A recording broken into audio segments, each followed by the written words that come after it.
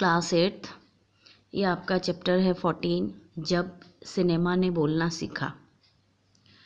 जब सिनेमा ने बोलना सीखा, इसके जो लेखक हैं वो हैं प्रदीप तिवारी। अध्याय के बारे में, जब सिनेमा ने बोलना सीखा नामक लेख प्रदीप तिवारी द्वारा लिखित है।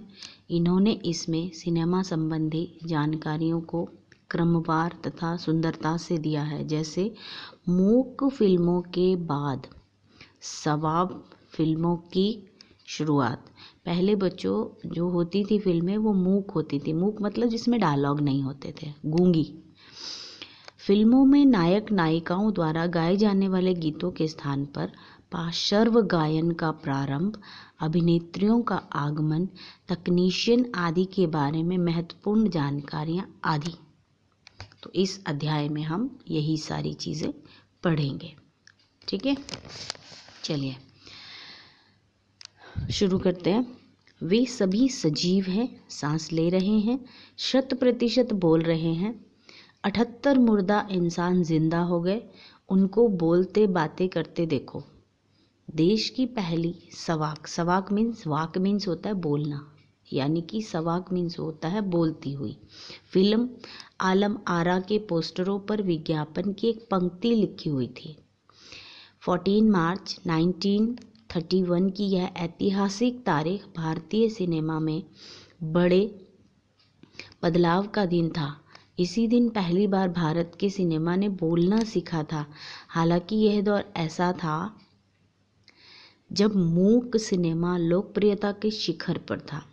पहली बोलती फिल्म इस साल प्रदर्शित हुई।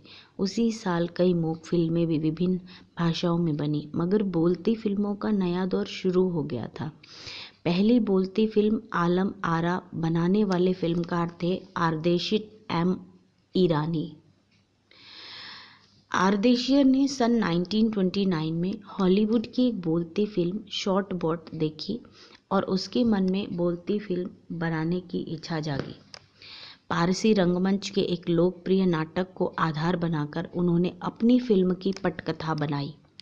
इस नाटक के कई गाने जो कि तो फिल्म में ले गए।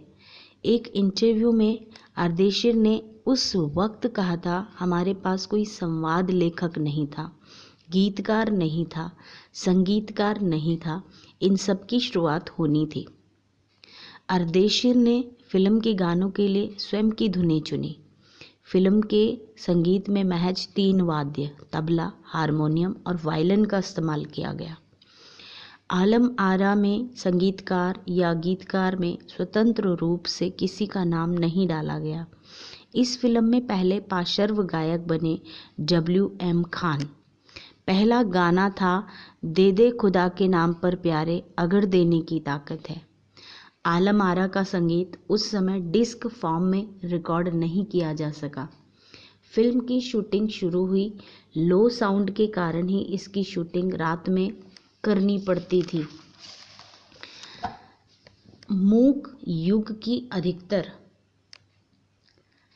फिल्मों को दिन के प्रकाश में शूट कर लिया जाता था, मगर आलम आरा की शूटिंग रात में होने के कारण इसमें कृत्रिम प्रकाश व्यवस्था करनी पड़ी। कृत्रिम मतलब बनावटी प्रकाश, बनावटी प्रकाश मतलब ये बल्ब और लाइट। यहीं से प्रकाश प्रणाली बनी जो आगे फिल्म निर्माण का जरूरी हिस्सा बनी। आलम आरा ने भविष्य के कई स्टार और तकनीशियन तो दिए ही, आरदेशिर की कंपनी तक ने भारतीय सिनेमा के लिए 150 से अधिक मूक और लगभग 100 सवाक फिल्में बनाई। Alam Ara film Arabian nights जैसी फैंटेसी थी। फिल्म में हिंदी उर्दू के मेल वाली हिंदुस्तानी भाषा को लोकप्रिय बनाया। इसमें गीत, संगीत तथा नृत्य के अनोखे संयोजन थे। फिल्म की नायिका जुबैदा थी, नायक थे विट्ठल। वे उस दौर के सर्वाधिक पारिश्रमिक पाने वाले स्टार थे। उनके चयन को लेकर भी एक किस्सा काफ़ी चर्चित है। विट्ठल को उर्दू बोलने में मुश्किल आती थी। पहले उसका बतौर नायक चयन किया गया, मगर इसी कमी के कारण उन्हें हटाकर उनकी जगह महबूब को नायक बना दिया गया। विट्ठल नाराज हो गए और अपना हक पाने के लिए उन्होंने मुकदमा कर दिया। इस दौर में उनका मुकदमा मोहम्मद अली जिन्ना ने लड़ा, जो तब के मशहूर वकील हुआ करते थे। विट्ठल मुकदमा जीते और भारत की पहली बोलती फिल्म के नायक बने। उनकी कामयाबी आगे भी जारी रही। मराठी और हिंदी फिल्मों में भी वे लंबे समय तक नायक और स्टंटमैन के रूप में सक्रिय रहे। इसके अलावा आलम आरा में सोहाब मोदी, पृथ्वीराज कपूर, याकूब और जगदीश सेठी जैसे अभिनेता भी मौजूद रहे, आगे चलकर जो फिल्मोद्योग के प्रमुख स्तंभ बने। यह फिल्म 14 मार्च 1931 को मुंबई के मैजेस्टिक सिनेमा में प्रदर्शित हुई। फिल्म 8 सप्ताह तक हाउसफुल चली और भीड़ इतनी उमड़ती थी कि पुलिस के लिए नियंत्रण करना मुश्किल हो जाया करता था।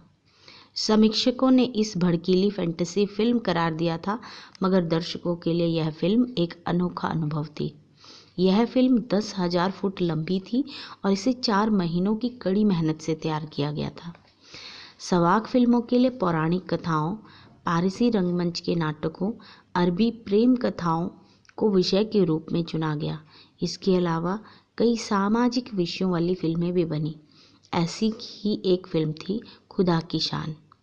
इसमें एक किरदार महात्मा गांधी जैसा था, जिसके कारण सवाक सिनेमा को ब्रिटिश प्रशासकों की तीखी नज़र का सामना करना पड़ा।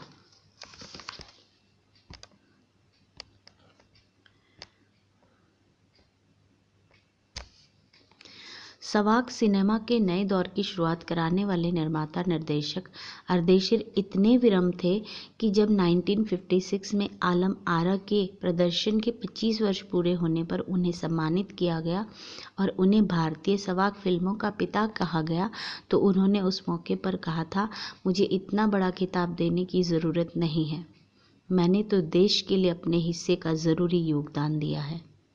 जब पहली बार सिनेमा ने बोलना सीख लिया, सिनेमा में काम करने के लिए पढ़े लिखे अभिनेता अभिनेत्रियों की ज़रूरत भी शुरू हुई, क्योंकि वह संवाद भी बोलने थे।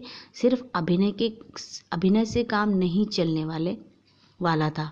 मूक फिल्मों के दौर में तो पहलवान जैसे शरीर वाले, स्टंट करने वाले और उछल कूद करने वाले अभिनेताओं से काम चल जाया करता था। अब उन्हें संवाद बोलना था और गायन की प्रतिभा की कद्र भी होने लगी थी। इसलिए आलम आरा के बाद आरंभिक सवाक दौर की फिल्मों में कई गायक अभिनेता बड़े पर्दे पर नजर आने लगे। हिंदी उर्दू भाषाओं का महत्व बढ़ा। सिनेमा में देह और तकनीक की भाषा की जगह जन प्रचलित बोलचाल की भाषाओं का दाखिला हुआ। सिनेमा ज़्यादा देसी हुआ।